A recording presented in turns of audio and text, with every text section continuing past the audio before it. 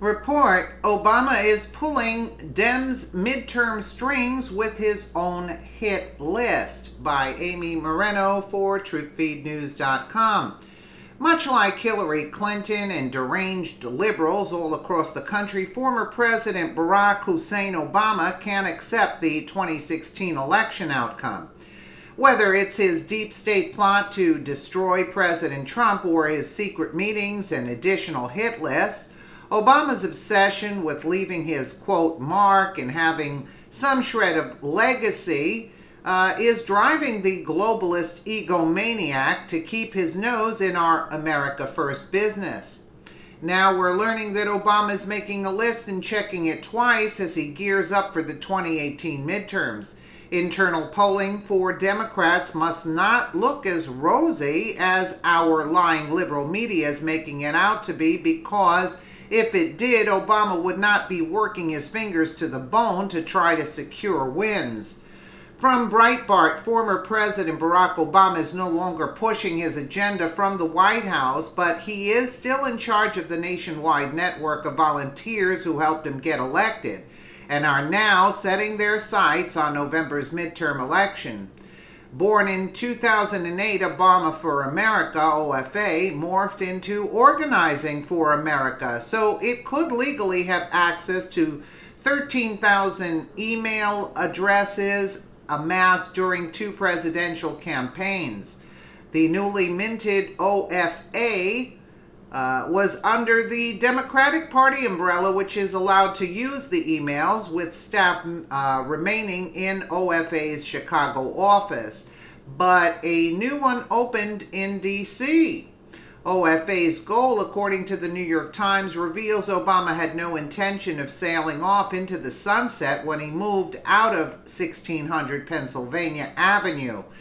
It was about transforming the YouTubing, Facebooking, texting, Twittering grassroots organization that put Mr. Obama in the White House into an instrument of government. That is something that Mr. Obama, who began his career as a community organizer, told aides was a top priority even before he was elected. That's why he gave the internet away. That's why he did that. The other goal was to use Obama's army of left-wing volunteers to pressure elected officials to promote the president's legislative agenda. Fast forward to 15 months into the Donald Trump presidency and the looming midterm elections.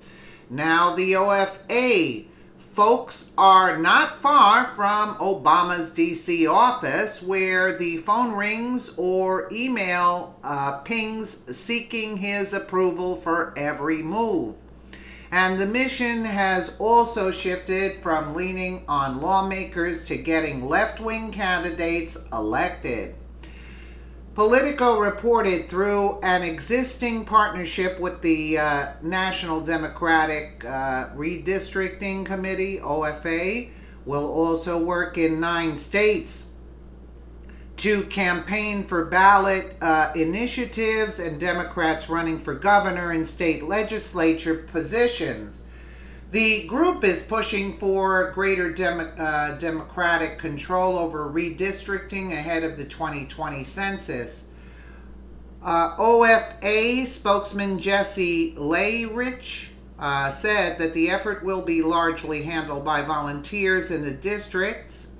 OFA staff in the Chicago office will be redirected to advising those volunteers. The target districts were chosen because they're in areas where OFA already has an established presence and where they feel that they'll be able to elevate races that aren't all in the top tier of swing districts drawing huge national money. Decisions were made by OFA staff, but with advance notice to Obama's personal staff in Washington, which was asked to weigh in with any objections. OFA has always made issue-focused organizing the centerpiece of our work, fighting to increase access to affordable health care, foster economic fairness, combat climate change, and more. Lee Rich said in Politico's report, we're expanding our programming to include electoral activity because the current dynamic in Washington threatens to reverse progress on all those issues, and to do so against the will of the majority of the American people. A majority of the American people, says who? According to an OFA statement, the network is prioritizing 27 districts whose representatives have consistently advanced the interests of the wealthy and the well-connected at the expense of hard-working families. OFA volunteer teams will organize in each district to amplify support on the ground for candidates who will actually fight for their constituents. The OFA website's homepage features a photo of Obama and a quote from his address to Howard University's class of 2016. Change requires more than righteous anger. It requires a program, and it requires organizing. Politico published the states and districts of the OFA's midterm election hit list. So they have Arizona and California, Colorado, Illinois, and so on. I mean, look, the guy is fighting against America really hard. And we don't have people in office because there are a lot of corrupt individuals to take this character down. This character is the destruction of America. He was implanted in our government in order to take it down, and he is being paid off by the big shots in order to fund his programming.